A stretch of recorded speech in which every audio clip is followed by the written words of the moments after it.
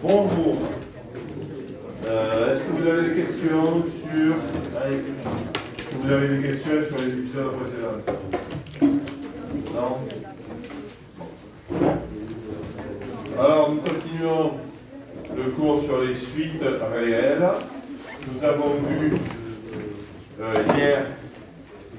hier la nouvelle notion de diverger vers l'infini, ainsi que celle qui consiste à diverger vers mon infini. Et parmi les résultats que vous connaissez bien, il y a celui-ci, la somme d'une suite qui converge vers un réel, une suite qui diverge vers plus infini, et une suite divergente vers plus infini. Alors graphiquement, ça se voit bien. Si vous avez une suite U qui s'agglutine autour de L, dans un tube, L plus epsilon, L moins epsilon. Et une suite V qui dépasse tous les seuils possibles, quand vous allez additionner, U plus V, elle va dépasser non pas le seuil A, mais le seuil A plus L moins epsilon. D'accord?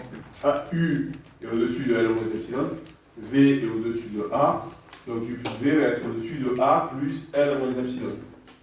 Et il n'y a plus qu'à comprendre que, comme cette assertion doit être vraie pour toutes les valeurs de A, ben vous réglez A pour que le seuil A plus L moins epsilon soit le seuil que vous souhaitez, et puis il n'y a plus qu'à rédiger.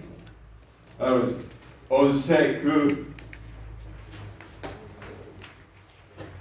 quel que soit epsilon strictement positif, il existe un rang à partir duquel UN est coincé entre petit l plus epsilon et petit l moins epsilon. Et également, quel que soit le seuil appartenant à R, il existe un rang à partir duquel Vn est supérieur ou égal à A. Ça, c'est ce qu'on sait. On veut montrer que pour tout seuil B, que tout seuil B est dépassé à partir d'un certain rang par la suite U plus V.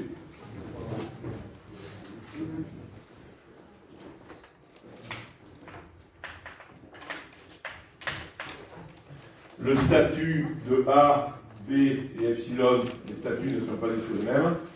A et epsilon, on peut les prendre comme bon nous semble, puisqu'on sait que ces phrases sont justes. B, en revanche, c'est la phrase qu'on veut démontrer.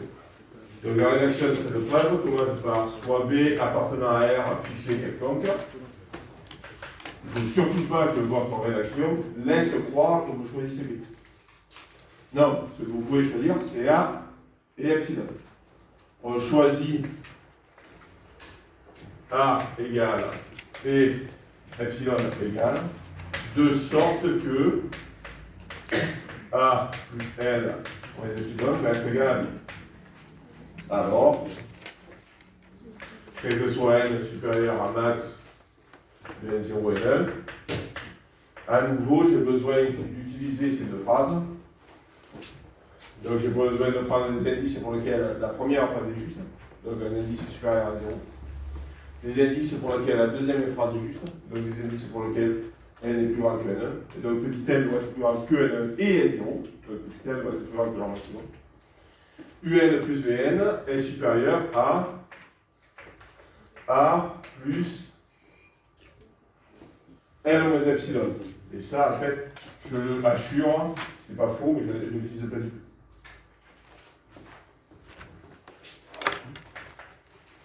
Ça, je l'appelle B. Enfin, je ne sais pas que je l'appelle, excusez-moi, pas du tout. Je l'appelle comme B. Ça, j'ai pris A et epsilon pour que ça soit égal à B. Ceci, pour que voilà. Il n'y a plus qu'à choisir A et epsilon pour que ça marche. A, c'est un réel quelconque, il est absolument quelconque. Et epsilon, c'est un réel quelconque strictement positif. Et donc, vous prenez A et B comme A et epsilon comme vous voulez. Il y a une légère contrainte qui porte sur epsilon, donc je commence par choisir epsilon, c'est un objectif. Par exemple, je sais pas, 6, 0,6. Voilà. N'importe quoi de secteur objectif. Et puis ensuite, je règle A pour que ça vaille B. Et donc, A, ça doit valoir B moins L plus 0,6.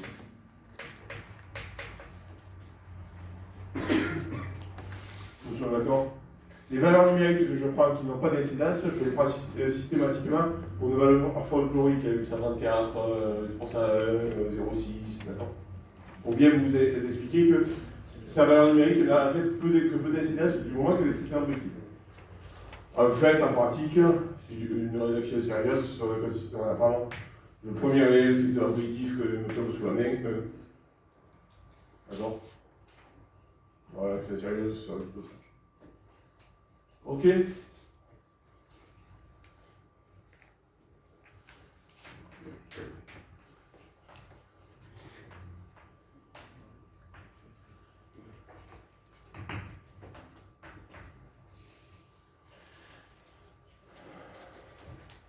Bien. On en est rendu à prouver la longue litanie des théorèmes que vous connaissez. Alors quand je dis cette longue litanie, c'est parce que la majorité des théorèmes qu'on va prouver, vous les connaissez déjà. Il y a juste un résultat qui va être nouveau. Il y a plus un résultat facile. Mais le théorème de passage à la limite qu'on a vu hier, vous le connaissez déjà. Le théorème des gendarmes qu'on va voir maintenant, vous le connaissez déjà. Le théorème sur les suites croissantes et majorées, vous le connaissez déjà. En fait, ce cours, c'est une caisse enregistreuse. On passe à radio les théorèmes qu'on connaît, sauf que là, on le développe. On commence la séance avec le théorème des gendarmes. En fait, je devrais dire les théorèmes des gendarmes. Il y a plusieurs casernes.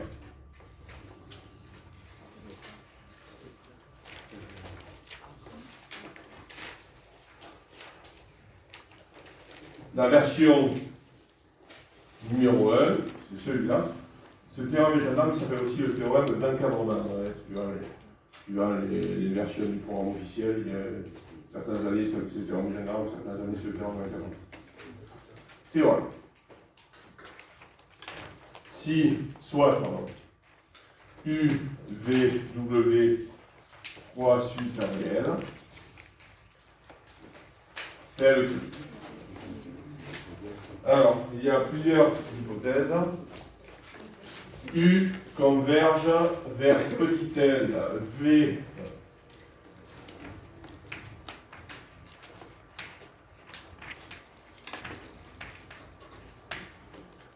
W converge vers le même réel petit l. C'est important, c'est le même. Et on a un encadrement U inférieur ou égal à V, inférieur ou égal à W. Alors, V converge vers ce réel petit l. Ça, c'est la version réelle. Juste après, on écrira les versions lorsque ça tend vers plus infini, lorsque ça tend vers moins infini.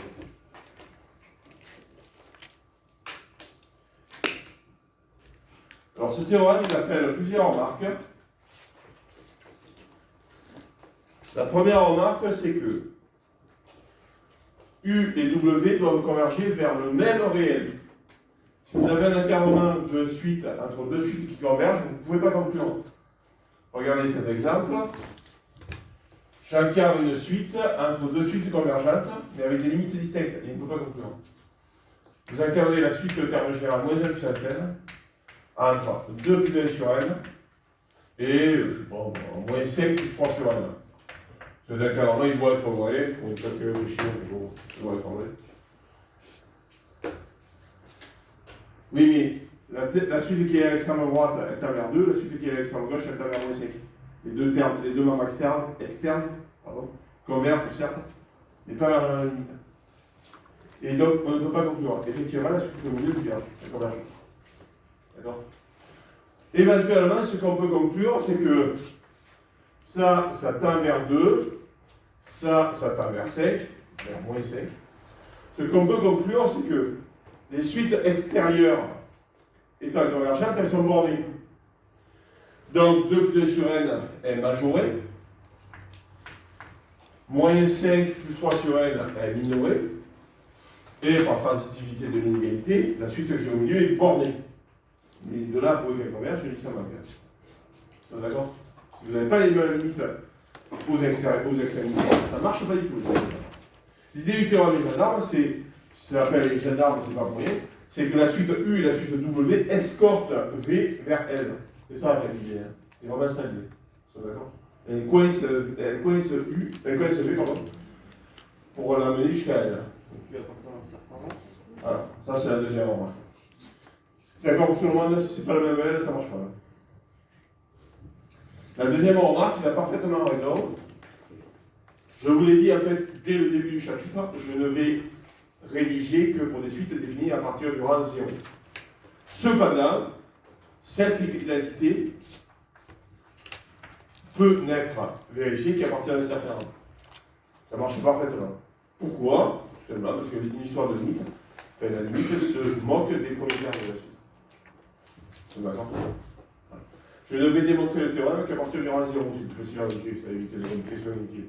Enfin, le théorème, c'est vrai à partir de ça. Et la dernière hypothèse, et la dernière chose importante à dire, c'est la chose que je l'ai déjà dit hier, je l'ai reconnu. Ce théorème ressemble au théorème que nous avons vu hier de passage à la limite.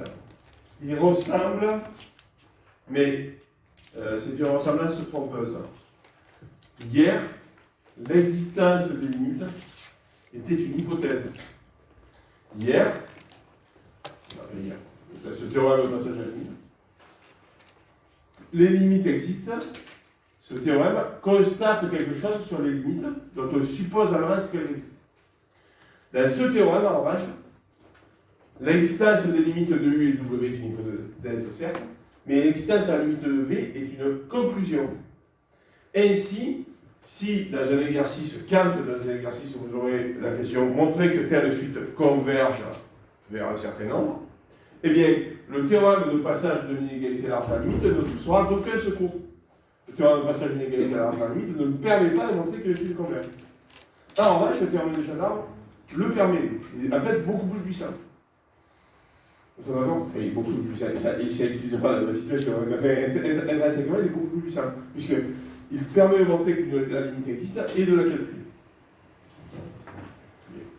La démonstration n'est pas méchante du tout. Voilà. On sait que, quel que soit epsilon strictement positif, il existe un rang N1 à partir duquel UN est coincé entre petit l plus epsilon 1 et petit l moins epsilon 1. Quel que soit epsilon de strictement positif, il existe un rang N2 à partir duquel Vn est coincé entre L plus epsilon 2 et L moins epsilon 2. Soit epsilon 3 strictement positif fixé quelconque. On choisit epsilon 1 égale et epsilon 2 égale. Alors, quel que soit n est supérieur ou égal à max de n1 et n2, Vn est coincé entre quoi et quoi?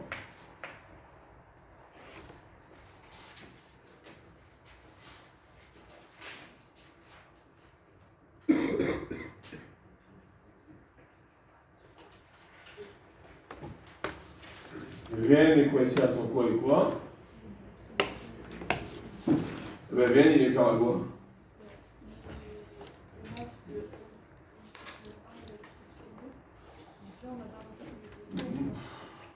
Ah, le mais c'est. Attends, stop, j'ai fait une liste. Là, c'est nous le lien. Allez, excusez-moi. Là, j'ai écrit que U converge vers M, là, je dois écrire que W converge vers M. Du coup, je vous l'ai dit, ça marche plus. Alors, qu'est-ce qu'on peut dire maintenant sur Vn? Et Vn, il est égal à qui?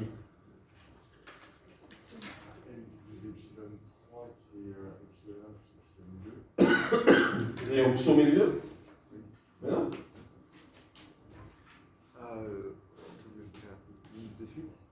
De suite. J'ai pas. WN.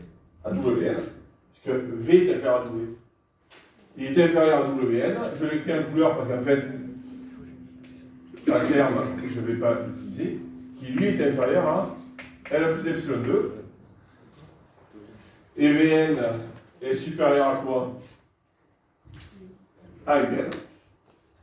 Je l'écris en couleur parce que ce n'est qu'un passage momentané. À terme, ce qui va m'intéresser, c'est ce que j'écris en blanc, qui est supérieur à L moins epsilon 1. Et alors, pour que tout marche bien, quel epsilon 1 vais-je prendre et quel epsilon 3 vais-je prendre? Bon, quel epsilon 1 vais-je prendre et quel epsilon 2 vais-je prendre? Epsilon 3.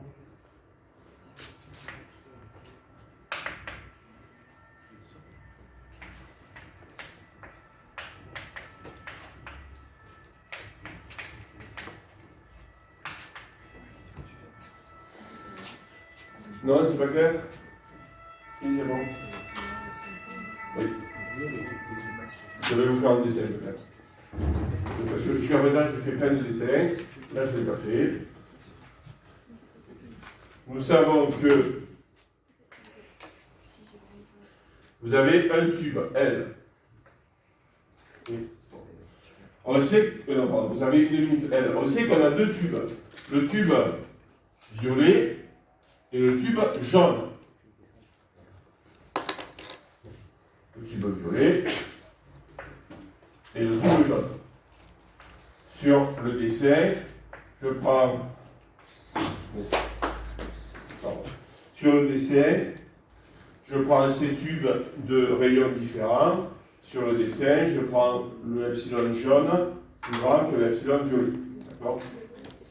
Vous savez que tous les UN sont dans le tube violet, tous les WN sont dans le tube jaune.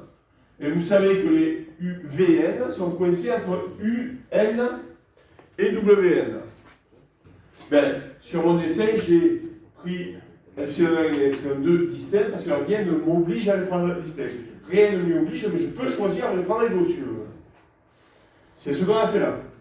En fait, sur mon dessin, je confonds le tube violet et le tube jaune.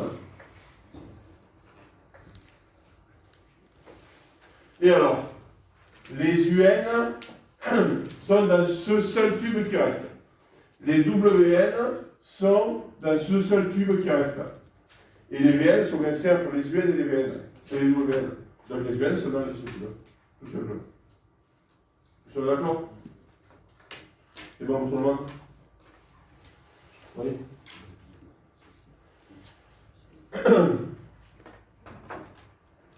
Une deuxième version du théorème des gendarmes qui sert régulièrement. Jusqu'à présent, vous l'avez pas vraiment rencontré, mais il me semble que je vous en ai parlé au début de l'année. Mais je ne suis pas tout à fait certain. De toute manière, c'est la version avec les valeurs absolues. Théorème. C'est un corollaire, mais il sert assez régulièrement, en fait. Il n'est pas d'importance secondaire. Soit U et V de suite réelle, telle que deux hypothèses. V converge vers 0. Je ne sais pas là-dessus. Je n'ai pas écrit L, j'ai écrit 0. C'est donc un cas super particulier. Enfin, super. C'est un cas particulier du théorème des gendarmes. Une convergence vers le réel 0. Et l'encadrement, il va être remplacé par valeur absolue de U inférieure ou égale à V. À nouveau, je ne sais plus qui c'est qui le disait, je vais le démontrer à partir du rang 0, mais c'est un encadrement pour être à partir de certain. Alors, U converge vers 0.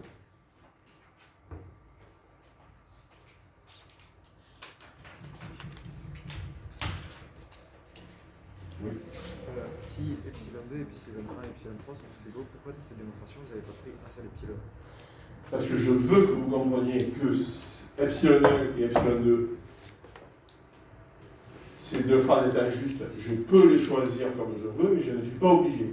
Aujourd'hui, je les ai choisis égaux. Mais quand on a fait par exemple la somme des deux suites, j'avais pris le tiers entière. J'ai choisi de les prendre égaux, mais je ne suis pas obligé. C'est ça que je veux vous dire. Mais effectivement, si vous... en fait, je ne veux pas que vous pensiez que si j'ai pris ça, je suis obligé de les prendre égaux. Je ne veux pas que vous le pensiez. C'est mon choix de les prendre égaux. Et je ne suis pas obligé de le faire. Dans d'autres situations, les prendre égaux. Et puis d'ailleurs, on aurait pu rédiger une autre preuve sans les prendre égaux. D'ailleurs, il y a quelqu'un qui l'a dit, mais ça. Mais oui, c'est parce que vous voulez. Oui, c'est ce qu'elle dit.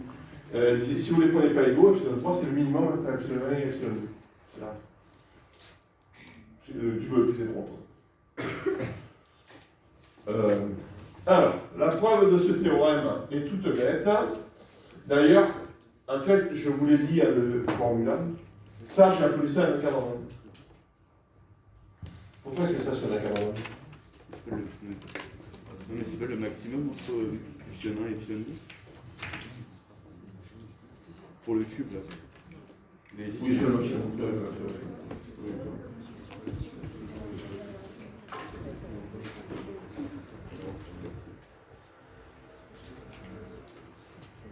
Oui, là, je suis complètement. Oui.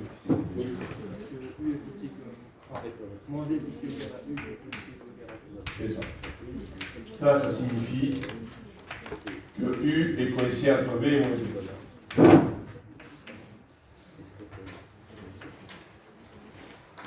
N'est-ce pas? Ça signifie que U est coincé entre V et moins V. Vous appliquez le théorème des gendarmes standard. Les deux membres extérieurs tendent vers 0. Tendent vers plus 0 et moins 0, c'est 0. Par le théorème des gendarmes. U aussi. Donc converge. D'accord? Et d'ailleurs, cela vous montre que si V converge vers autre chose que 0, elle ne marche pas cette version. Cette version, elle marche qu'à la limite nulle. Parce que si par exemple V convergeait vers 2, vous auriez encadré U entre une suite qui tend vers 2 et une suite qui tend vers moins 2, ça ne marche pas. D'accord? Mais ce que je voulais faire. Voilà, ça c'est les versions réelles. Maintenant, regardons les versions infinies. Enfin, les versions infinies, c'est pas vrai, je vais en faire une seule. Je vais faire la version vers plus l'infini. Je pense que vous allez déduire sans difficulté la version vers moins l'infini. Alors, la version vers plus l'infini ne nécessite pas d'encadrement. Il n'est pas rare d'avoir un encadrement. Mais en fait, pour tendre vers plus l'infini, on n'a pas besoin d'être encadré vers plus l'infini. On a juste besoin d'être poussé vers plus l'infini.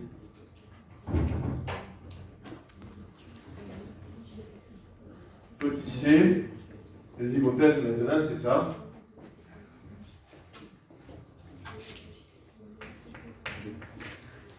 Théorème. Soit U et V de suite, tel que, alors, U diverge vers plus l'infini, et V, pardon, excusez-moi, et l'intervalle est remplacé par U inférieur à V. À nouveau, on peut dire que ça va dans les intervalles.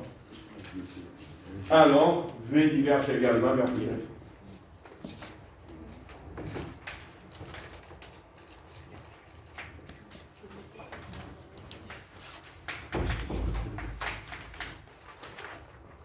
Et l'autre version vers moins l'infini, c'est l'inverse. C'est si V tend vers moins l'infini, alors U également.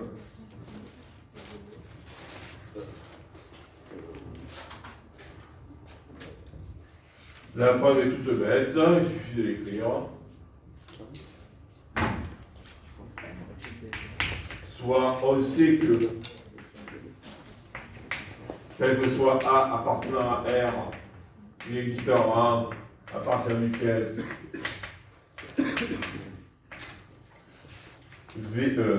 UN est supérieur à A fortiori, quel que soit appartenant à R. C'est vraiment simple, donc je ne vais pas perdre de temps à la rédiger. Comme V est plus grand que U, Vn est supérieur à A. D'accord? Voilà. C'est comme sur la preuve de valeur absolue de Vn, c'est-à-dire valeur absolue de L. Je ne vais pas perdre du temps à vous le rédiger. C'est super clair. Non, on va plutôt passer du temps sur le théorème sur les suites de monotones, qui lui par contre est plus possible.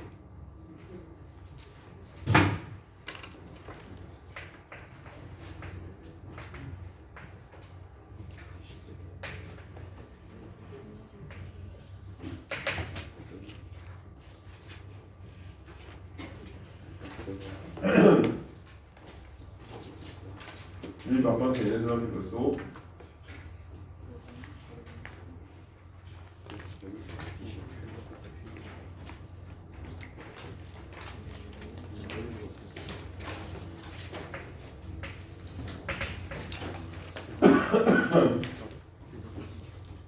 Vous le connaissez, une suite de constantes qui convergent, c'est sur ainsi les mêmes.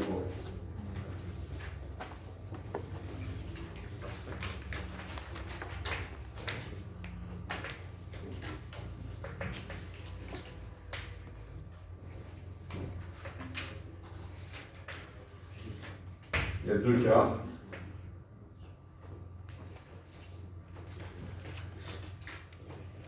Si U n'est pas minoré, majoré, si U n'est pas majoré,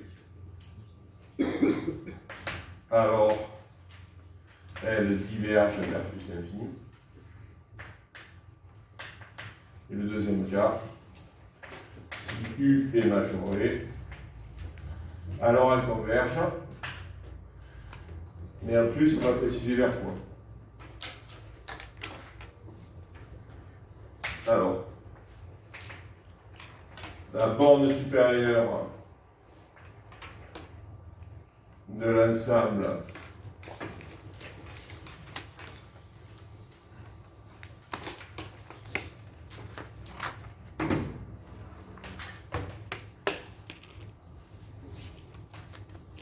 des termes de la suite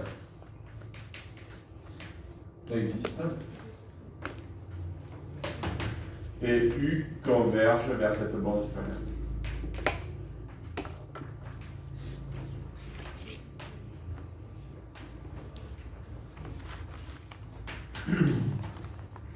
Donc chez les versions un théorème un peu plus élaboré que celle que vous connaissez.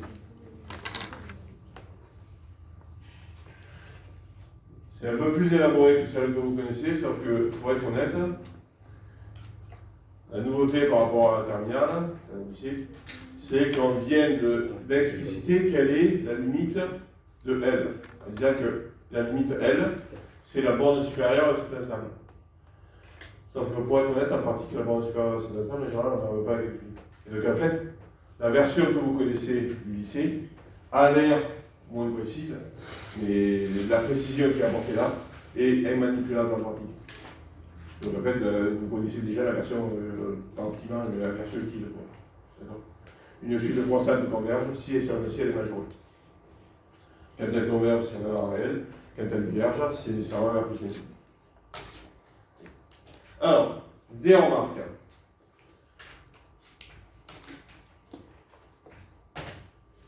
La première remarque, c'est je n'écris pas à partir d'un certain rang. Et si je l'écris, mais je vais le bas. Alors, il y a un tout petit souci pour l'écrire, c'est pour ça que je ne l'écris pas. Parce que quelqu'un voit le tout petit souci qu'il y a. Le théorème de terminale que vous connaissez, il reste vrai. Mais celui que j'ai écrit, il devient faux. Oui. C'est pour la deuxième proposition. Ouais, c'est ça. Et précisément, c'est pour. majoré par autre chose que la borne supérieure. Voilà, c'est ça. Et par autre chose. Oui, c'est ça. En fait, le théorème utile reste vrai, mais ça devient faux. La limite, c'est pas autre chose. Tout simplement parce que regardez l'exemple tordu de cette suite. Vous prenez une brave suite croissante. Je la dessine en triplet, hein, c'est plus facile. Allez, on ne laisse pas. Voilà, vous prenez une brave suite croissante, d'accord? Sauf que le terme U0, vous remarquez que j'ai commencé avec bien. Le terme U0, vous le modifiez. Si vous modifiez le terme U0, ça n'aura aucune incidence sur sa limite, bien sûr. Ouais, mais si U0, je le mets là, ouf, c'est plus. La bande supérieure que je vous décris, c'est U0. Ça, c'est la suite des constantes qu'à partir du rang 1. D'accord? Et donc, si vous rajoutez un APCR, ce n'est plus peut-être plus ça la limite. Néanmoins, le cœur de l'exo, le cœur du théorème, qui est que la suite converge, reste vrai. Mais je ne comprends pas pourquoi la limite elle pourrait changer. Enfin, à partir d'un certain moment, c'est pour les premières valeurs. Mais non, la limite ne change pas. Mais c'est la bande supérieure de cet ensemble qui change. Ok, je comprends. C'est-à-dire que si je vous avais écrit ça, est-ce que je peux effacer les. Oui, c'est bon. Je vous avais écrit ça. Là, vous pouvez mettre un PCR, ça marche. D'accord? Or, pour être honnête, c'est ça qu'on utilise en pratique. Vous l'avez appris à l'utiliser, vous l'avez déjà utilisé 2000 fois, c'est sûr que c'est. Ensuite, là, qu'est-ce qu'il faut que vous disiez? Ah oui, un truc super important. Quand on dit majoré, ça va sans dire, c'est la définition, mais je préfère bien citer, ça signifie majoré par un réel fixé.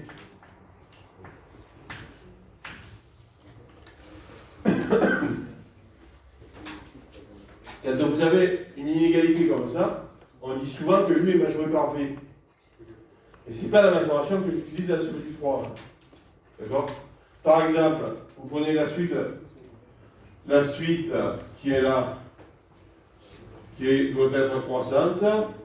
Je vais vous prendre une suite croissante, je peux vous prendre.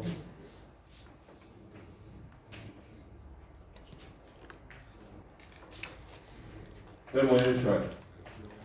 Ça, c'est une suite croissante, n'est-ce pas? Bon. C'est une suite croissante, puisque 1 sur n est une suite décroissante, donc moins 1 sur n est une suite croissante. Elle est évidemment majorée par 1.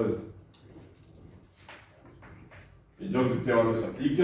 Cette suite décroissante est majorée par le réel 1, donc elle converge. Mais il ne faut pas que vous disiez cette suite décroissante est majorée par 1 plus 1 sur n, donc elle converge. Pourtant, la majoration est juste. Mais vous avez majoré par une suite. Ce n'est pas l'affaire de ce théorème. Il faut majorer par une constante. Et alors, pourquoi est-ce qu'il faut majorer par une constante et pas par une suite? Eh bien, tout simplement parce que, regardez, là, je prends un exemple particulièrement bête. Si vous prenez cet exemple-là, voilà, ça, c'est une suite qui est croissante.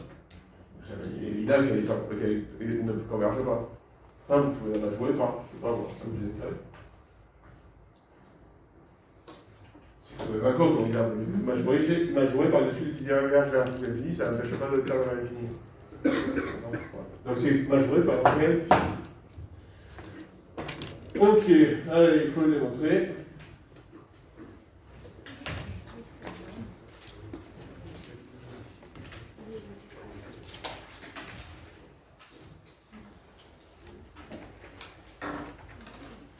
Donc, comme ça va commencer à devenir lourd, tout ça, je vous propose de faire la chose suivante. Je vais démontrer un cas moi, et le deuxième cas, on va le faire sous forme d'exercice, d'accord? Et alors, du coup, je viens de changer d'avis, donc en fait, je vais faire ça, moi. Et sous forme d'exercice, on va faire un petit. Allez, petit 2. Donc, je suppose que. On suppose que U est majoré.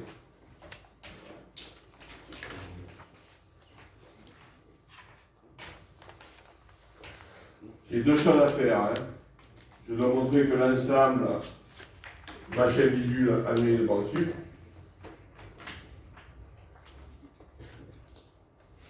l'ensemble des termes de la suite admis le bord dessus.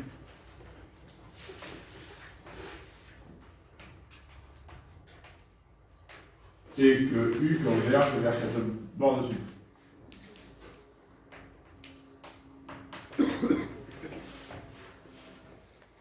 Bon.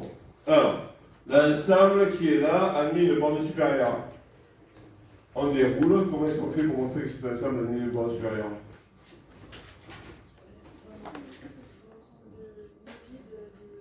Le réel non vidé.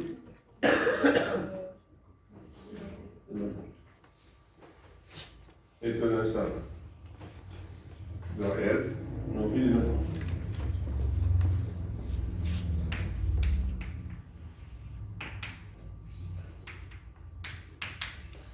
Donc il a amené le bord supérieur. Je ne vais pas l'appeler petit L, je vais l'appeler alpha.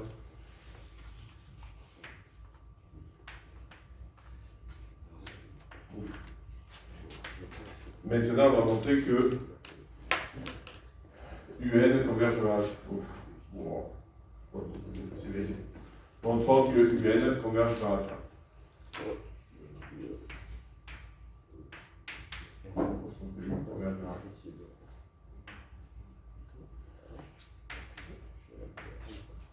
Alors, je reprends mon dessin. Je fais un dessin en très plein, de l'autre ensuite, qui croît vers alpha. Pardon, qui croît en étant majoré par alpha. Grand M, il est quelque part loin là-haut. Bon, sur le dessin, le résultat semble évident. Il n'y a plus qu'à le rédiger. Ok? Alors, comment arriver à le prouver? On va le prouver de la manière suivante. C'est une caractérisation de la bande supérieure dont on a déjà parlé, mais que je n'ai jamais utilisée. En fait, si je vous avais déjà parlé, c'est un peu évident de ça. La bande supérieure, on l'a caractérisée de deux manières. On l'a caractérisée en disant qu'il y a une suite qui tend vers cette bande supérieure. Et vous noterez que ce résultat, je voulais faire un F, je ne voulais pas le démontrer. Et s'il faut le démontrer un jour, c'est précisément dans ce chapitre. Donc je vais pas le dire. Et on utilise une autre caractérisation avec des epsilons. Notre caractérisation avec des epsilons, c'est la chose suivante. Tout élément de x est inférieur ou égal à cette bande supérieure. Et quel que soit epsilon structure positif, il existe un y appartenant à x, et que y est plus grand que alpha moins epsilon. C'est ça la caractérisation de la bande supérieure avec des epsilons. Tout élément est inférieur. Tout élément est inférieur à alpha, puisque alpha c'est un majeur. Mais en plus, alpha c'est le plus petit du majeur. Donc quand vous enlevez un petit quelque chose d'alpha, ce n'est plus un majeur. Ce n'est plus un majeur, ça veut dire qu'il y a un élément de l'ensemble qui est plus grand. Vous êtes d'accord? Et alors, regardez. Je vais essayer d'être un peu moins didactique que les fois précédentes, parce que ça devient long. Je veux coincer les UN entre alpha moins epsilon et alpha plus epsilon. Donc je pourrais écrire, je vais l'écrire et puis je vais l'enlever. Là j'ai du epsilon 1. Je pourrais écrire, montrant que, quel que soit epsilon 2, c'est un positif, il existera à tel couffin.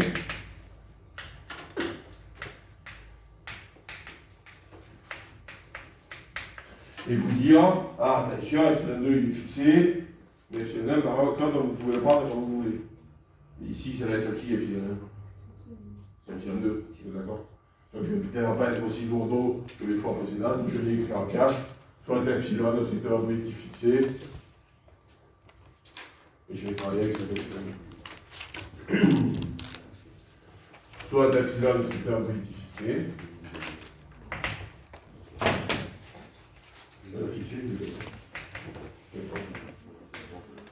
Je peux donc écrire cette phrase. Il existe un élément de l'ensemble qui est supérieur à alpha moins epsilon. Et tous les éléments sont inférieurs à alpha. Il existe un élément qui est supérieur à alpha moins epsilon. Mais ce y, il a quelle tête? C'est quoi y? C'est un élément de l'ensemble qui est là. Y, c'est quoi? Quelques autres.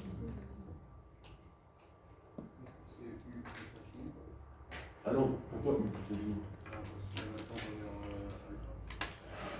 temps, oui, non mais là, on ne parle pas de temps, là, justement, on vient de vous dire qu'il y a un élément qui est précis. Ah, mais là, vous êtes en train de penser que l'alpha appartient, que la bande supérieure appartient à l'ensemble. Or, on sait que ce n'est pas toujours le cas. Il existe un élément de grand X. C'est quoi l'élément de grand X? Non. C'est un certain UN. C'est un certain élément de la suite. C'est un certain terme de la suite. Il existe Y appartenant à X. C'est-à-dire, il existe un terme de la suite tel que un terme de la suite, c'est donc un U pour un indice bien précis. C'est qui petit N? C'est qui N? Juste avant. Non, juste avant, ça n'existe pas. Ah, pardon. Ça n'existe pas dans les réels. Le réel juste avant alpha, il n'y a pas de réel juste avant alpha. Et le terme juste avant alpha non plus, il y a une infinité de UN juste avant alpha.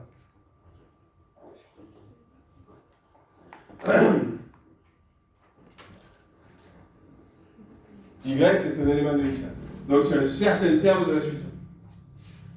Vous êtes d'accord? Ça c'est clair ou pas? Pour les H, je ne sais pas lequel ça n'est. Un certain terme de la suite, comment est-ce qu'on fait pour caractériser les termes de la suite? On entend dire qu'il a un certain indice bien précis. On ne sait pas lequel. Un terme, je vais l'appeler, je ne sais pas, UN0 de la suite, tel que UN0 est strictement plus petit que alpha moins epsilon. Vous êtes d'accord? Il y a un terme qui est plus petit, qui est plus grand que l'alpha moins epsilon. C'est d'accord pour tout le monde? C'est un certain N0. Je vais reprendre ensuite cette notation. Je vais peut-être en modifier. Pourquoi est-ce que j'écris ça et pas ça? Pour bien vous faire comprendre que c'est pour un N bien précis. Je ne sais pas quelle est sa langue numérique, mais ça, vous risquez de penser que c'est n'importe quel N. Je ne veux pas que vous pensiez ça. Je veux que vous ayez conscience que c'est une valeur de N bien précis. Et alors, comprenons qu'à terme, on veut obtenir, donc, quel que soit n supérieur à un certain grand N0, un est coincé entre alpha plus epsilon et alpha moins epsilon. Il y a deux ou trois trucs à dire et on aura même. Comment faire le lien entre ces deux choses-là?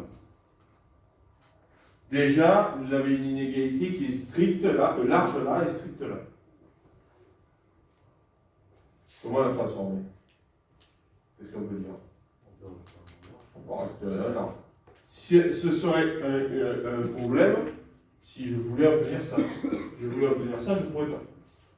Alors, là, ça marche. A fortiori, alpha moins epsilon est inférieur ou égal à UN0. Ensuite, comment je fais pour passer de il y a un terme qui marche à ça marche pour tous les termes à partir de certain rang? Et c'est à partir de quel rang? De N0, et c'est grâce à la. Ah non. Parce qu'elle est croissante. Regardez. Voici votre rang N0. UN0 rentre au-dessus de ce palier bleu. Et la suite, elle est croissante. Donc pour tout n supérieur à N0, UN est supérieur à UN0. Par croissance, on a vu, quel que soit n supérieur ou égal à 0, alpha moins epsilon est inférieur à UN0 qui est inférieur à UN. Et en fait, je vous ai joué un petit tour, ce N0, il s'avère que le rang, c'est le grand N0. Je peut-être dû l'appeler grand N0. Et je ne l'ai pas fait parce que je ne voulais pas que ça apparaisse comme miraculeux. Ce terme-là, c'est justement le terme du rang. Et enfin, comment je fais pour conclure? C'est inférieur ou égal à alpha, a fortiori, c'est inférieur à alpha plus epsilon. De plus, quel que soit n supérieur à 0, un est inférieur ou égal à alpha, a fortiori, un inférieur à alpha plus epsilon. Vous avez le cadre violet qui est là, le cadre jaune qui est là. Vous avez ceci pour tout epsilon, c'est pas petit.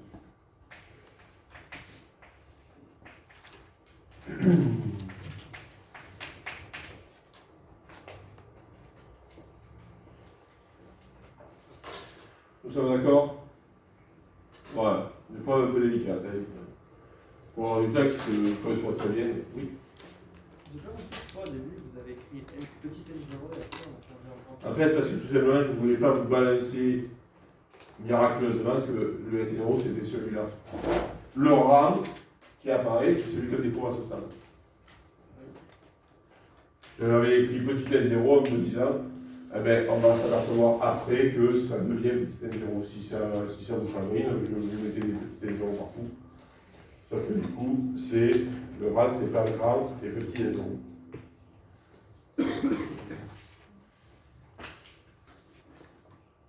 Je ne voulais pas vous balancer là. Ah, c'est pile le bon rang. Je voulais que vous compreniez que on découvre que c'est le bon rang. Je ne voulais pas vous le balancer ex nihilo, je ne voulais pas vous l'asséner. On a découvert que oui, le rang qui est là, c'est le bon.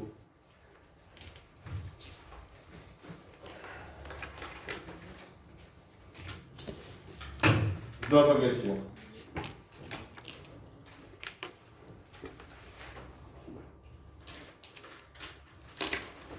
Pas d'autres questions? Alors, je vous prépare la preuve pour le cas divergent.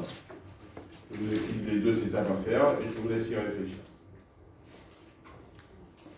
Maintenant, on suppose U non majoré. Donc vous allez écrire successivement, écrire la phrase pour dire que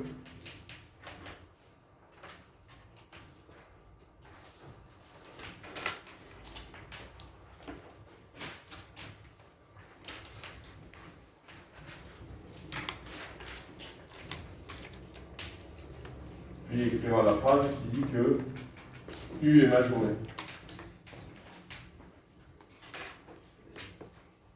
Puis écrire la phrase qui dit que U n'est pas majoré.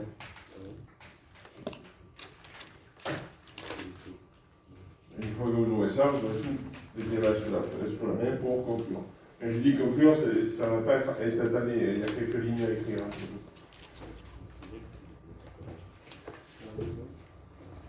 Est-ce que c'est clair? Est-ce que c'est d'accord pour tout le monde?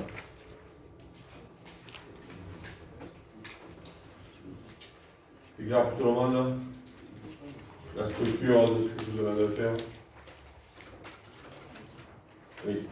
Pourquoi la différence entre la première et la deuxième? Eh bien, la différence entre la première et la deuxième, c'est que dans la deuxième, il n'y a pas, je ne précise pas par qui. Alors que la première, il y a, je précise par qui. Justement, en fait, il y a quelque chose à comprendre. En fait,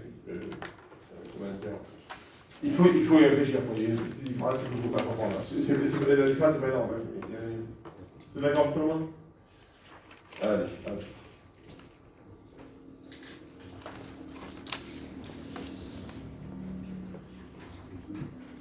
Et on écrit que la suite, on a l'habitude de dire que U est majoré.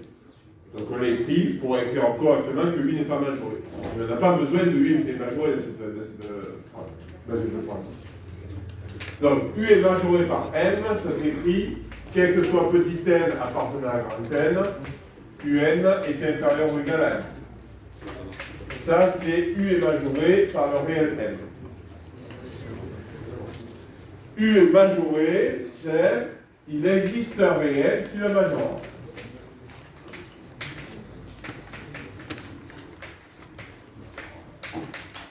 Ça, c'est U est majoré par le réel grand M. U n'est pas majoré, c'est la négation de cette phrase. La négation de cette phrase, c'est quel que soit M appartenant à R, quel que soit M appartenant à R, il existe N appartenant à N, tel que UN est strictement supérieur à N. Ça, c'est U n'est pas majoré. Pour tout seuil, il y a un terme au-dessus, au moins. Comme il y a un terme au-dessus, ça signifie que le N qui est là, c'est un terme fixé. Comme on a l'habitude, c'est une valeur de N fixée. Comme on a l'habitude, quand on a une valeur de N fixée, je la note avec un indice. On est bien en tête, c'est une valeur de N fixée. Sommes d'accord? Oui. Je vois qu'on va dire il n'existe pas de M tel que UN est Ben oui, si, c'est juste. Ah, ça marche aussi. Ben oui, bien sûr, bien sûr. Sauf que dans la preuve de la divergence vers plus infini, la phrase de la divergence vers plus infini, c'est pas il n'existe pas. C'est pour tous. Or, oui, si, vous pouvez écrire ça. Mais la preuve de la divergence vers plus infini, elle commence plutôt par ça, plutôt que par ça. Donc ça, c'est juste, hein, et ça vous servira, enfin, vous en rappelle. Enfin, par croissance de U,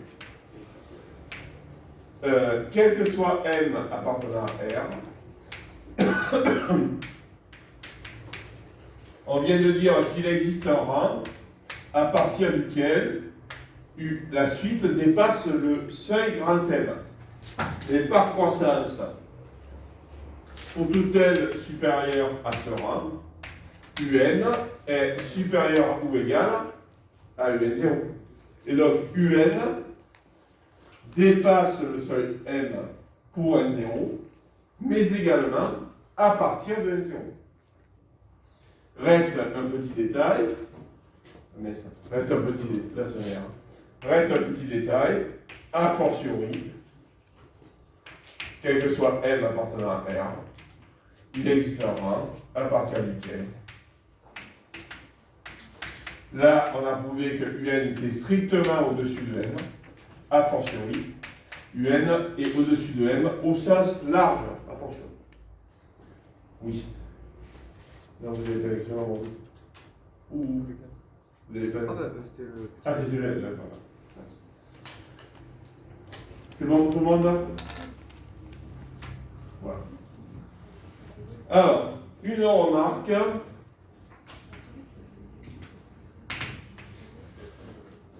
Je vous ai donc dit que, dans l'optique de gagner du temps, je ne vais pas vous démontrer le théorème sur les suites décroissantes. En fait, si, je vais vous le démontrer, mais d'une manière plus rapide.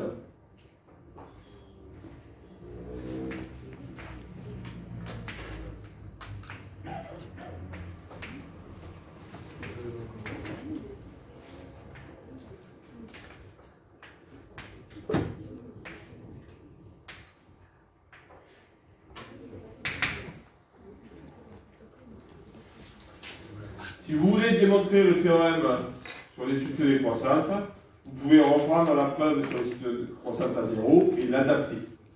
D'accord? Mais c'est un peu maladroit, il y a une manière bien plus maligne de faire. La manière plus maligne, c'est ça.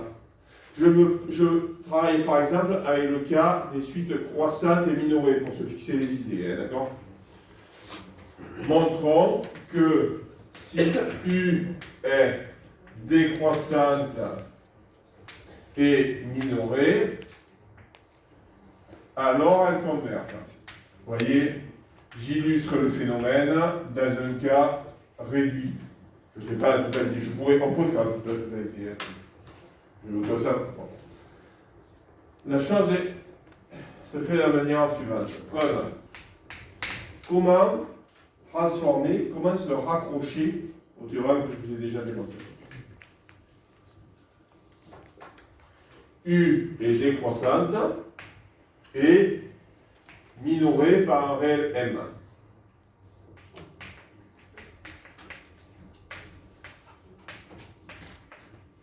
Donc, Comment je fais pour me raccrocher au cas précédent? Avec une petite astuce très simple.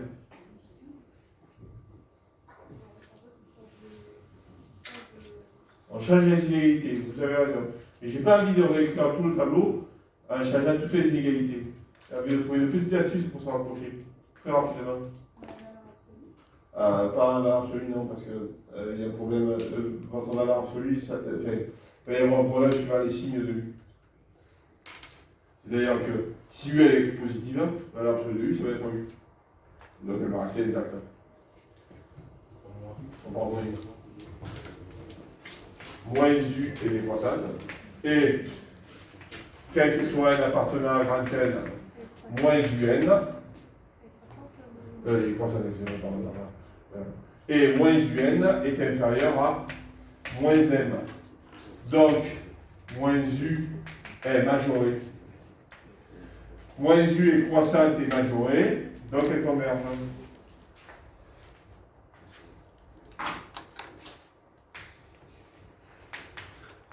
On s'est ramené au cas précédent. Par propriété opératoire, par produit, il converge. Voilà.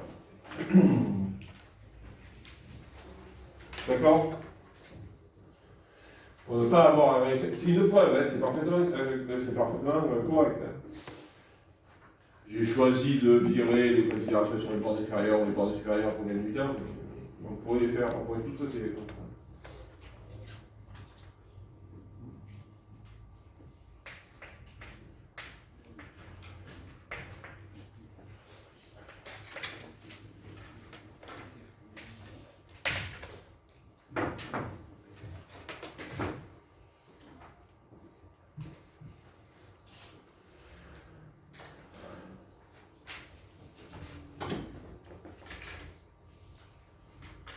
C'est bon.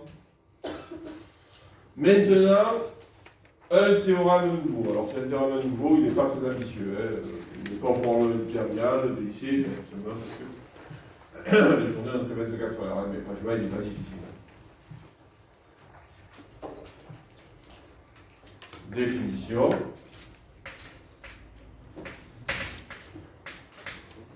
Oui, ça s'appelle pas la question, c'est bon. Soit U et V de suite. On dit que U et V sont adjacentes lorsque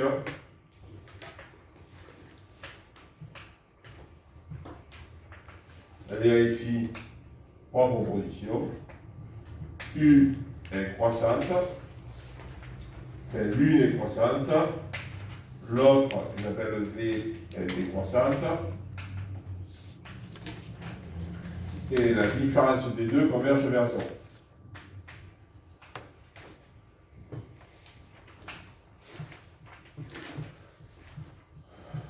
Et d'ailleurs, sur mon colis, j'ai écrit U moins V, j'ai écrit V moins U.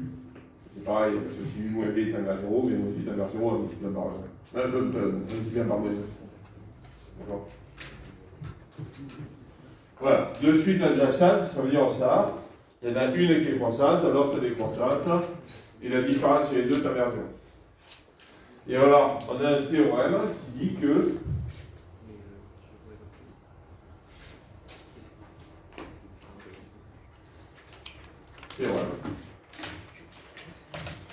si U et V sont adjacentes, alors il y a deux choses.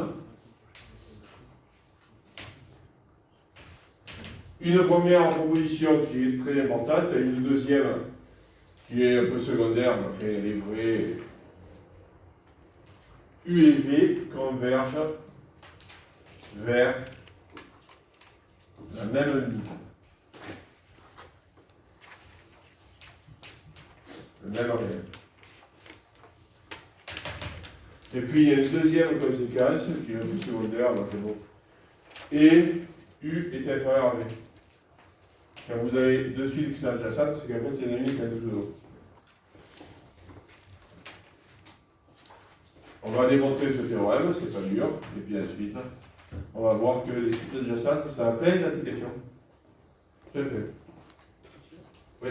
Dans la définition, que ce soit U moins U ou U moins V, c'est pareil. Oui, tout à fait, puisque U moins V, c'est moins 1 fois V moins U. Et donc, l'une est à 0, si l'autre est à 0. Effectivement, sur mon colis, j'ai écrit U moins V. Et au tableau, j'ai écrit V moins U, c'est parfaitement équivalent. Il ne faut pas que vous mettiez marqué à la tête, alors ça, c'est U moins V ou V moins U. Donc, ça vous met. Alors, comment ça marche, ce théorème? Ça marche tout bêtement. Preuve.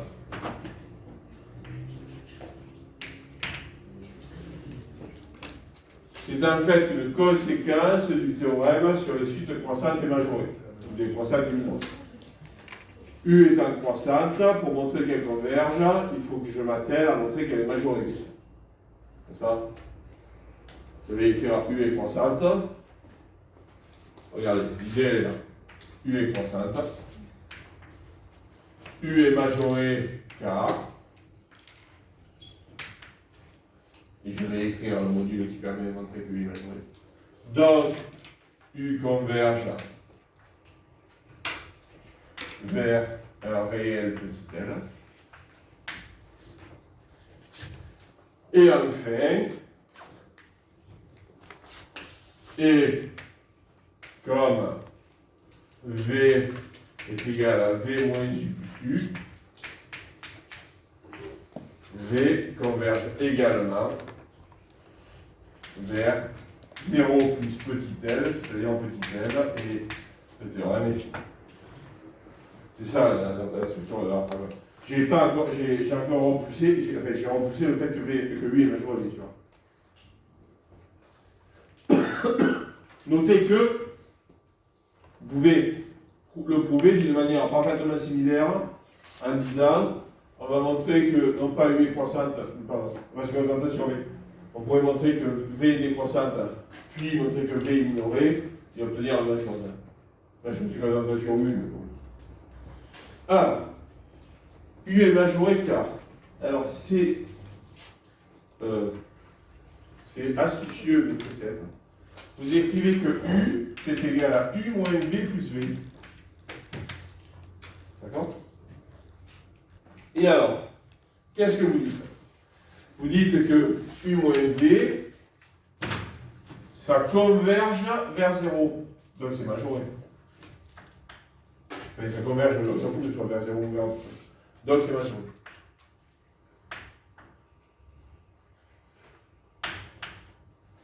Et V, elle est croissante, donc majorée. Par qui? Oui, elle est décroissante, donc majorée par qui? Je suis décroissante, c'est majorée par. C'est le premier terme. C'est le premier terme, les zéros. Ainsi, U est la somme de deux suites majorées, donc U est majorée. Et on a fini.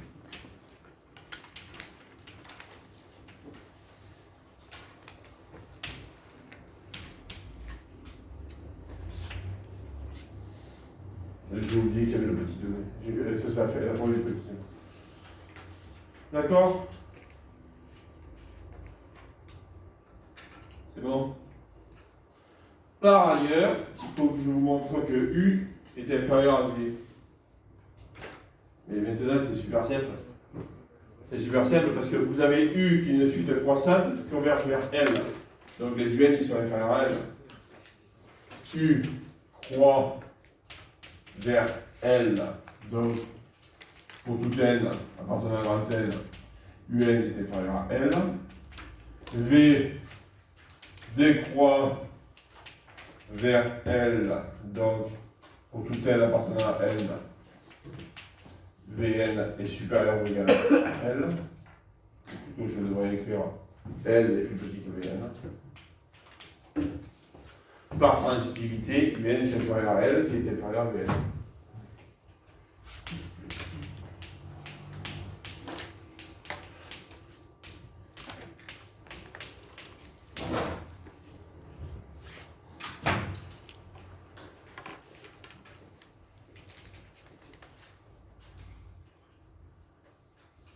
C'est d'accord?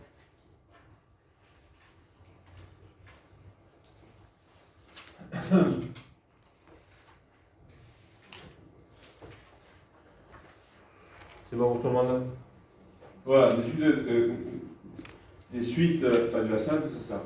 Graphiquement, ces cellules sont super bien. À nouveau, je fais des traits pleins plutôt que des pointillés. Deux suites adjacentes, c'est ça. Là, vous avez la suite qui tue, qui croît vers elle. Hop. Et là, vous avez la suite V qui décroît vers elle. U est croissante, V est décroissante, et l'écart s'amenuise, l'écart s'amenuise. Ok? Et alors, comme c'est une nouvelle notion, sur ça, on va faire des exercices. Alors que c'est la notion précédente, on a appris. Exercice.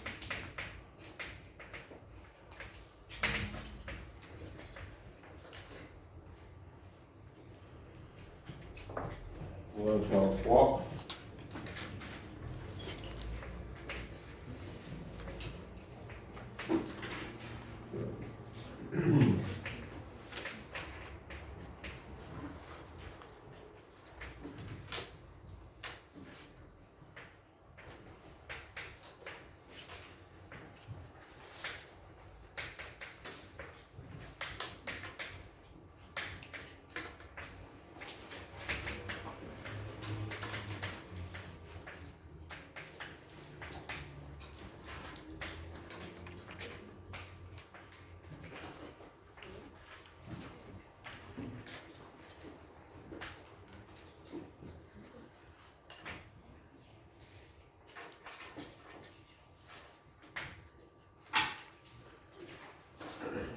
Allez, je commente l'exercice et le théorème, et puis je vous le laisse traiter.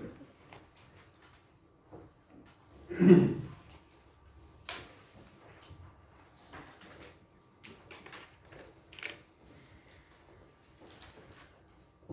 faut bien comprendre que dans cet exercice, la convergence est une conséquence du fait de montrer que les suites sont adjacentes. C'est-à-dire que dans ces exercices, vous allez travailler pour montrer qu'elles sont adjacentes. Et l'existence à la limite, elle découlera instantanément. Vous n'allez pas réfléchir à montrer que xn converge, par exemple. Non, ce sera une conséquence du fait qu'elles sont adjacentes. Vous êtes d'accord?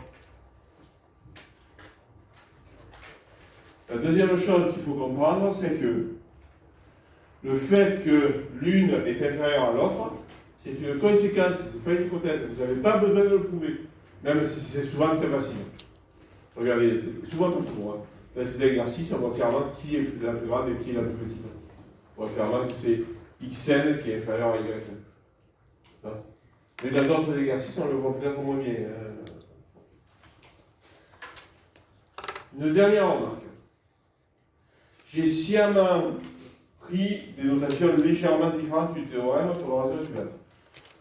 Qu'est-ce que c'est deux suites adjacentes? C'est l'une est croissante, l'autre décroissante, et la différence des deux tend vers 0. Il n'est pas toujours évident de savoir laquelle est croissante et laquelle est décroissante.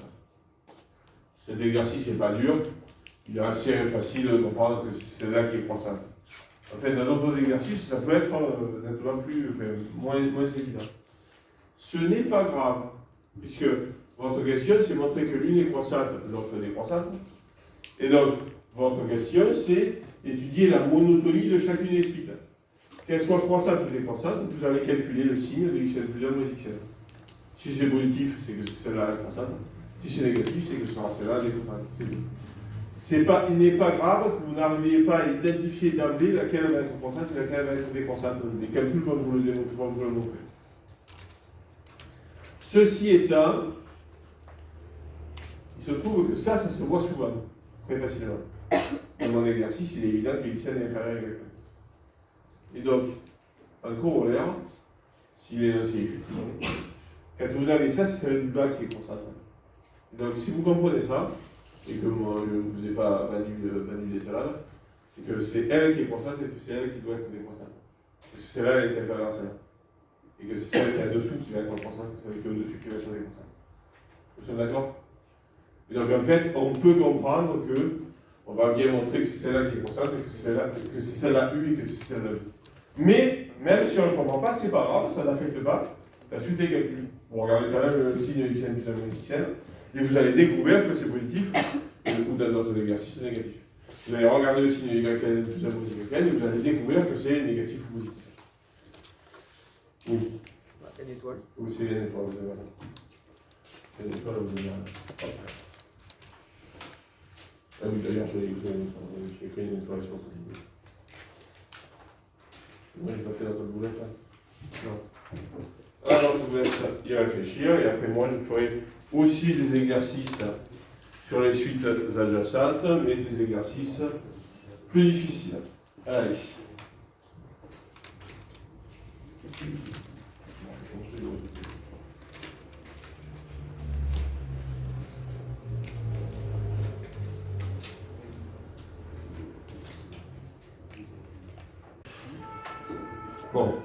Bon, la croissance de xn elle ne pose pas de problème, puisque l'écart entre xn plus 1 et xn, c'est 1 sur factoriel n plus 1, qui est positif. Donc la suite xn est croissante.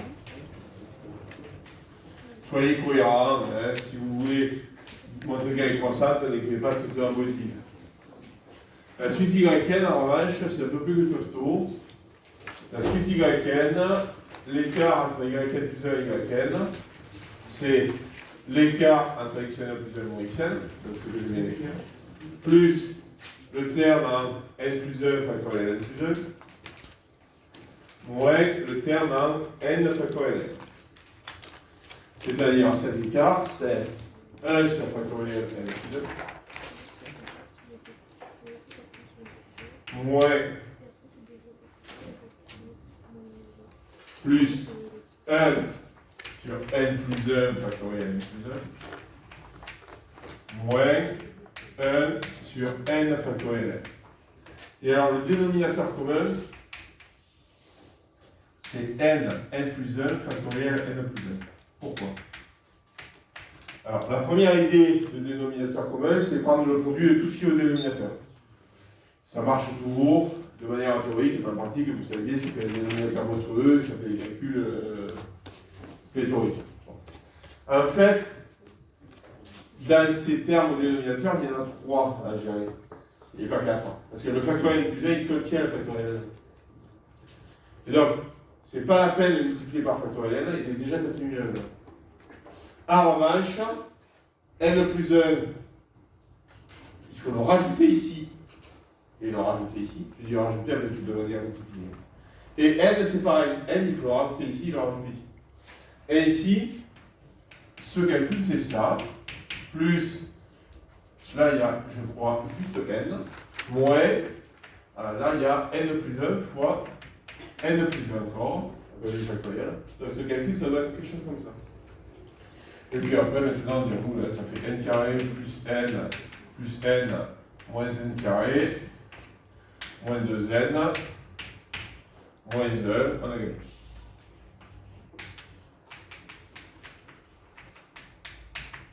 C'est moins 1 sur je ne sais pas quoi, c'est négatif. Donc yn est décroissante. Et enfin, l'écart entre xn et yn, ou yn moins xn, comme vous voulez, ça ne change rien, vaut 1 sur factoriel, non, 1 sur n sur factoriel. Donc, il tend vers 0. Conclusion. Ces deux suites sont adjacentes.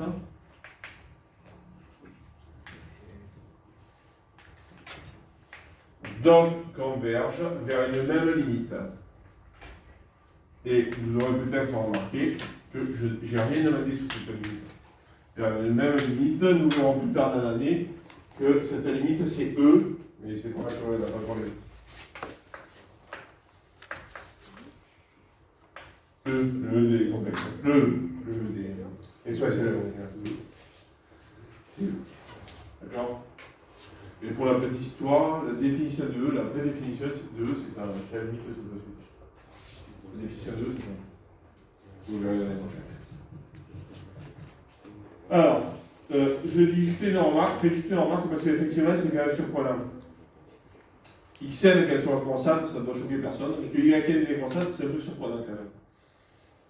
Alors vous voyez, c'est pour cela que je ne veux pas que vous disiez que xn est croissante comme une somme de réels positifs. Parce que yn aussi, c'est des réels positifs, des sommes de réels positifs. Vous sommes d'accord? Bon. Alors, le phénomène, c'est le suivant. Je vais essayer de vous faire un dessin avec des barres. La longueur de xn, c'est ça. La longueur de xn plus 1, c'est ça. La longueur de yn, c'est une suite décroissante. C'est ça.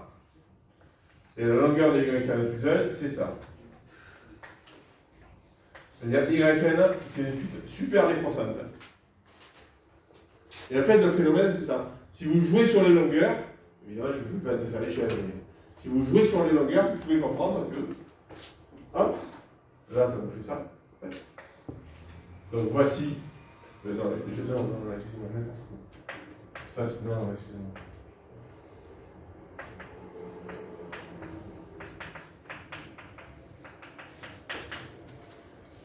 Yn, ça va être xn plus le très jaune. Et ça, c'est ça. Voici xn. Et voici yn. Voilà comment ça se fait. Voilà, c'est ça le phénomène. Vous avez une suite xn qui est croissante. Et la suite yn, elle est tellement décroissante que quand vous additionnez derrière xn, ça fabrique une suite décroissante. D'accord? C'est ça le phénomène. Qui est un peu surprenant quand même. Vous avez une suite xn qui est croissante, et donc ça s'attendrait à ce que yn plus 1 aussi, quoi. Et non, parce qu'en fait, yn, c'est xn plus un truc qui est super décroissant, qui est très très très décroissant. Donc la quantité que vous rajoutez, elle diminue vraiment vite. Elle diminue tellement vite, que ça n'arrive pas à compenser la croissance de xn. Ok? Voilà, c'est ça. Et enfin, on va faire la monotonie de ceci. Le fait que ces suites-là s'attachent à ça. Alors, c'est un peu difficile, 10 minutes, ça va être un peu compliqué, mais bon, ça vit. Alors, tout d'abord, quel que soit n appartenant à grand n, yn moins xn, ça vaut 1 sur 10 puissance n, ça tend vers 0, fermez le blanc. Ce qui est difficile, c'est la monotonie. Ensuite, xn est croissant. Remarquez qu'on s'apprête à montrer que xn et yn sont adjacentes. Mais on sait déjà que xn et yn ont une limite commune. D'accord? C'est-à-dire que le fait que xn et yn ont une limite commune, j'aurais pu vous le démontrer à l'issue de cet exposé. On le fait autrement d'une manière plus simple, par le premier général. Alors, l'idée est très simple. On doit regarder l'écart entre xn plus 1 et xn. C'est quoi? C'est la partie entière de 10 puissance n plus 1x sur 10 puissance n plus 1, moins la partie entière de 10 puissance nx sur 10 puissance n. Je vais tout dans le dénominateur. C'est la partie entière, voilà. Donc ça fait partie entière de 10 puissance n plus 1x, moins 10 fois partie entière de 10 puissance nx. Je dois montrer que le signe ceci et que ceci est positif. Le dénominateur est clairement positif. Donc je dois montrer que ce qui est au numérateur est positif. Vous êtes d'accord? Le 10 puissance n plus 1 au dénominateur, je m'en fous. Je dois donc obtenir des inégalités sur les parties entières. Pour être raisonnable, vous voulez des inégalités sur les parties entières, il y en a une, et d'ailleurs une seule, c'est la définition de la partie entière.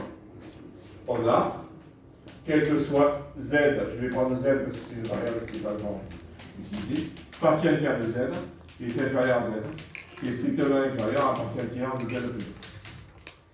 Nous sommes d'accord? Alors j'ai besoin de place, je fais une ménage à gauche. C'est bon, j'ai pu faire une à gauche. C'est bon. Ouais. Je vais donc écrire, regardez, qu'est-ce que je dois faire?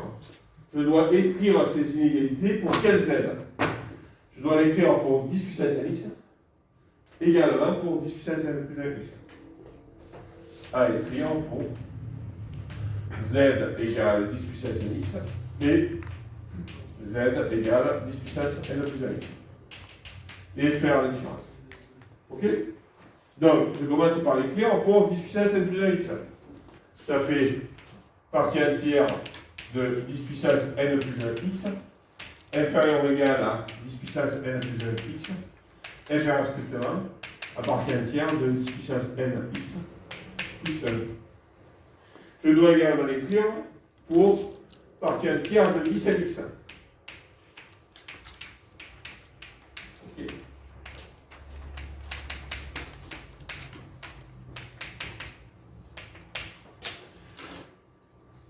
Et puis, la deuxième, je dois la multiplier par 10. Et je dois soustraire les deux inégalités. Nous sommes d'accord? Oh, mais soustraire les deux inégalités, on ne sait pas faire. On sait additionner les inégalités, on ne sait pas les soustraire. Comment on fait pour soustraire? On prend une inégalité, on la multiplie par moins 1 et on l'additionne. C'est-à-dire, en fait, je ne vais pas la multiplier par plus 10, mais je vais la multiplier par moins 10. Nous sommes d'accord? Je vais la multiplier par moins 10 en prenant bien soin de penser à changer le sens de l'inégalité.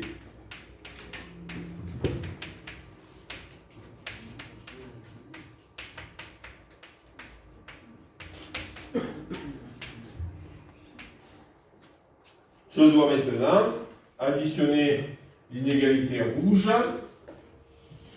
et celle qui est là. Ouais, mais je vais me tirer une balle à la pièce, on va dans le sens. Donc la première chose que je vais faire, c'est retourner celle-là, l'écrire de droite à gauche. Je réécris celle-là dans le bon sens. Qui est strictement inférieur à moins 10 puissance n plus 1x, qui est inférieur ou égal à moins 10 partie entière de 10 puissance nx. Je dois additionner les deux inégalités rouges. Ça, je sais faire, hein, c'est correct. Donc, j'obtiens partie entière de 10 puissance n plus 1x moins 10 partie entière de 10 puissance nx moins 10 qui est strictement inférieur à 0 et qui est strictement inférieur à partie entière de 10 puissance n plus 1x moins 10 partie entière de 10 puissance nx plus 1.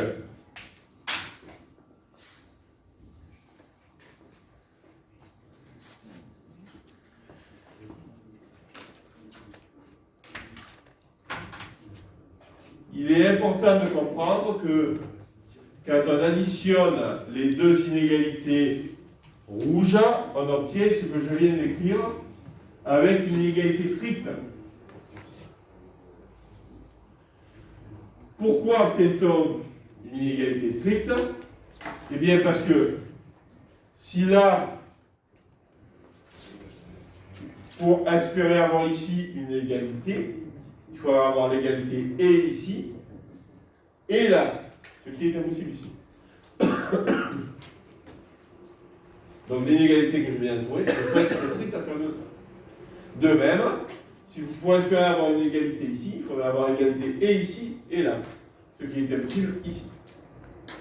Donc on obtient une égalité large. Si vous regardez notre but, on veut obtenir le signe de ça. On veut obtenir le signe de la quantité que je vais encadrer en jaune.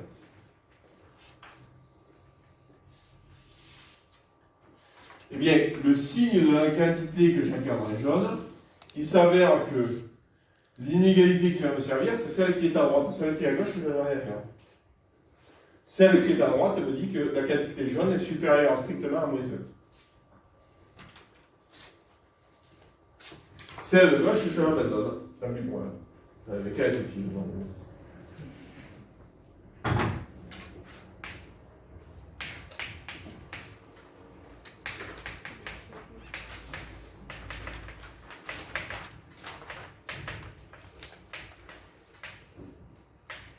Et j'espère quand même en déduire donc que cette quantité est supérieure ou égale à 0. Et il y a un ultime argument pour dire ça.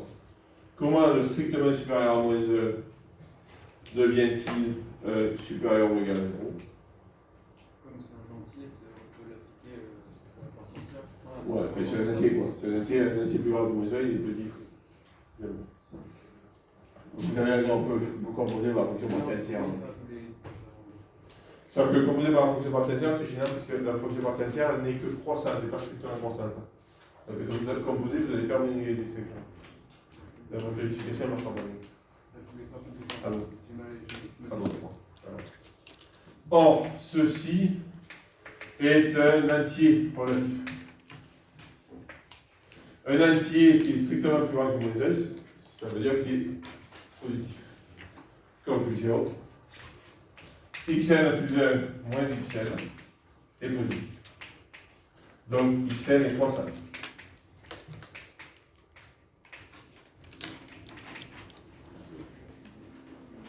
Est-ce que c'est bon pour tout le monde à ce stade?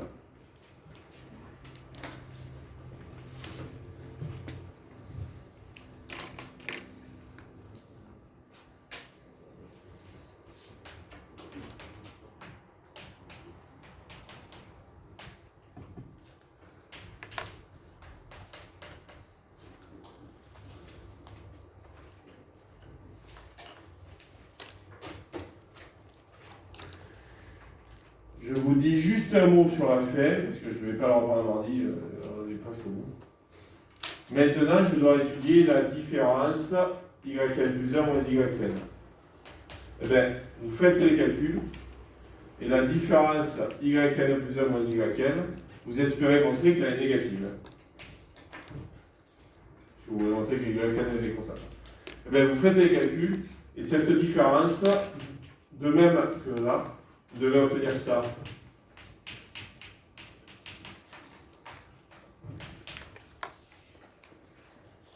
Vous faites le calcul et vous obtenez ça. Sur 10 puissance n plus 1.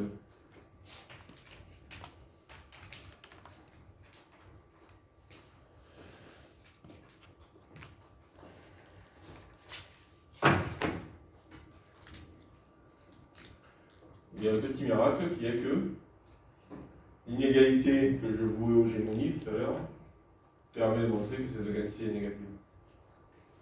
En fait, au tableau gauche, là, je vous ai fait deux inégalités et j'en ai abandonné une. Et non, celle que j'ai abandonnée, en fait, elle montre que la quantité jaune est strictement inférieure à 10. Comme c'est un entier relatif, la quantité jaune est inférieure ou égale à 9. Donc la quantité jaune moins 9 est négative. Donc l'autre inégalité du tableau de gauche permet de montrer que y est aussi décroissant. Avec un raisonnement parfaitement similaire. La quantité jaune est strictement inférieure à 10, et comme c'est un entier relatif, elle est inférieure ou égale à 9. Là, j'ai juste à rajouter, je voulais faire violet en mauve pour que. Hop! Vous voyez ce que j'ai rajouté, je vais juste rajouter. D'accord? C'est bon? Alors, on sera quoi? Oui. Ouais, c'est ça. Je vais juste additionner ces deux équilibres. C'est bon? Oui.